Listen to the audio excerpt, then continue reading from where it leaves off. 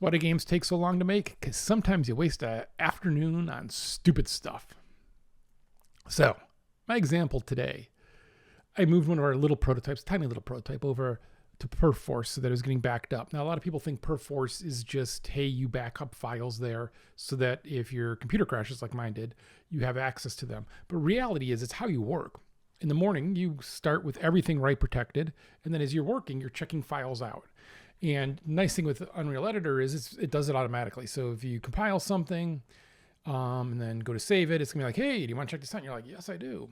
And so I'm working with that in my mind. And then I'm just gonna be like, oh, I should check this and make sure everything's working here. And the save game is not working. Yeah, we're making a game with a save game. Well, we'll talk about that later. Okay, but it's just like putting me in some arbitrary place. And I'm like, well, that is really strange. It is really strange. Hey, maybe how we're doing the checkpoints, this was a little weird way we did it. Maybe this isn't working right because we have a better way of doing it now. No, checkpoints seem okay.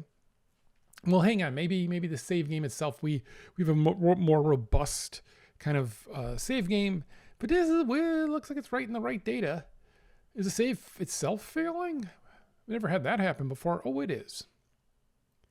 It is. Now, everybody could see this coming, right? But yeah, the file was write protected.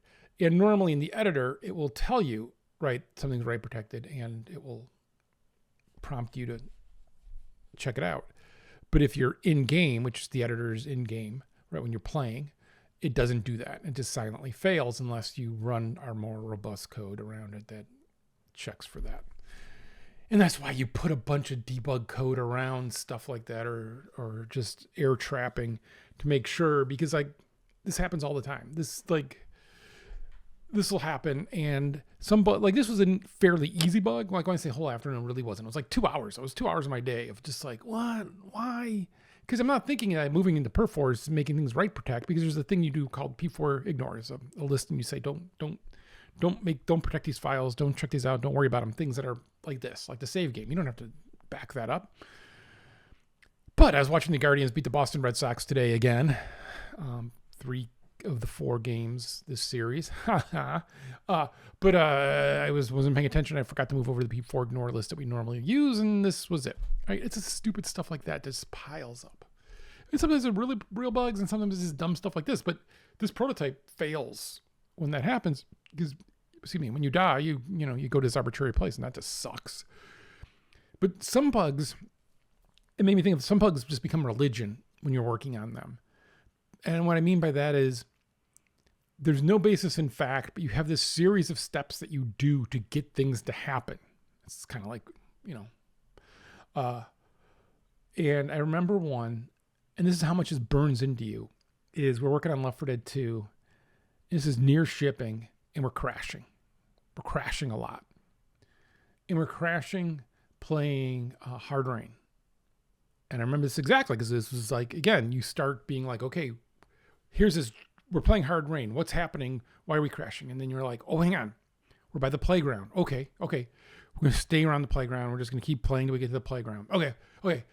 If a horde comes, okay. Oh, wait. If you throw a grenade, a pipe bomb during a horde, it will crash. No. Oh, no, if you...